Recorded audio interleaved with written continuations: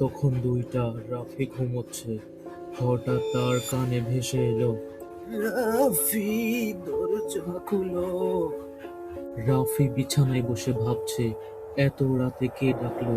সে আর কিছু না ভেবে দরজার সামনে গিয়ে দাঁড়ায়।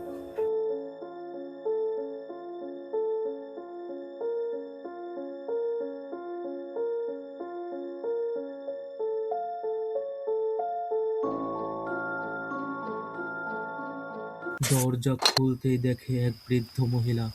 বৃদ্ধ মহিলা রাফিকে বলছে, রাফি, তোমাকে আমার সাথে যেতে হবে।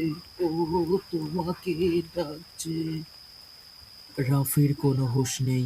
সে বৃদ্ধ মহিলাটার সাথে হাঁটতে লাগলো।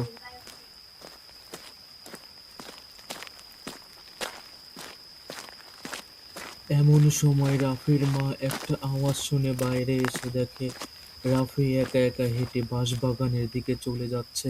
রাফির মা রাফিকে ডাকতেই রাফির হুঁশ ফিরে। সে তৎক্ষণাৎ তার মায়ের কাছে চলে আসে। রাফির মা রাফিকে জিজ্ঞাসা করে, তুমি বাইরে কোথায় যাচ্ছিলে? রাফি অবাক হয়ে তার মাকে বলে, মা, আমি এখানে আসলাম কেমন করে? রাফির কিছু মনে নেই। তার মা আর কিছু না বলে তাকে নিয়ে ঘরে চলে যায়।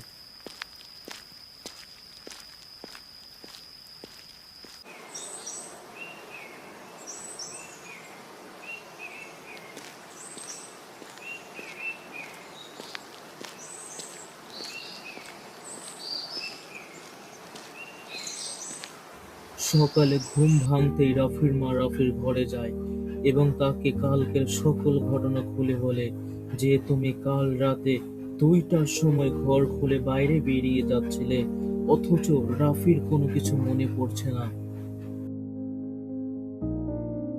খাওয়ার সময় রফির মা রাফির বাবাকে কালকে রাতের ঘটনা জানায়।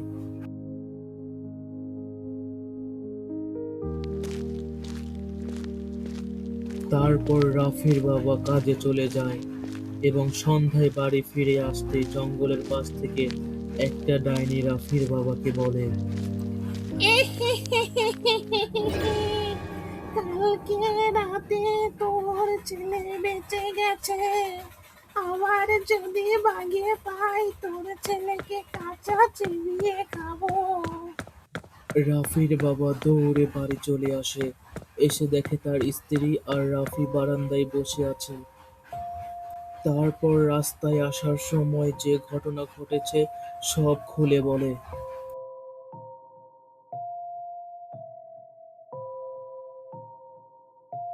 তারপর তারা ঘরে চলে যায়।